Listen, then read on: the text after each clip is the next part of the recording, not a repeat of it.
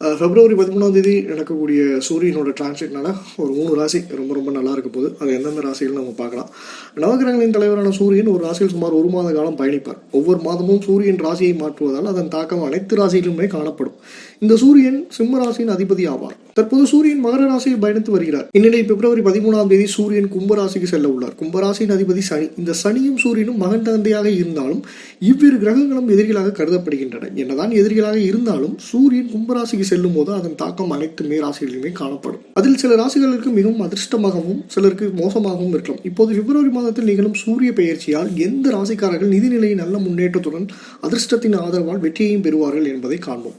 ரிஷபராசி. ரிஷபராசியின் 10வது வீட்டிற்கு சூரியன் செல்ல உள்ளார். இதனால் இந்த ராசிக்காரர்கள் வேலை மற்றும் வணிகத்தில் நல்ல பலன்களை பெறுவார்கள்.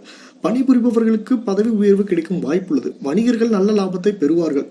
வேலை தேடி கொண்டிருப்பவர்களுக்கு நல்ல வேலை கிடைக்க வாய்ப்புள்ளது. தொழிலதிபர்கள் தங்கள் தொழிலை விரிவுபடுத்தும் வாய்ப்பை பெறுவார்கள்.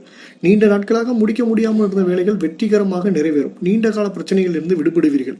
மொத்தத்தில் அதிர்ஷ்டம் பிரகாசித்து பணம் வெற்றியும் குவியும். மேசம். மேச ராசியினர் 11வது வீட்டிற்கு சூரியன் செல்ல உள்ளார். இதனால் இந்த ராசிக்காரர்கள் வருமானத்தில் நல்ல உயர்வு ஏற்படும்.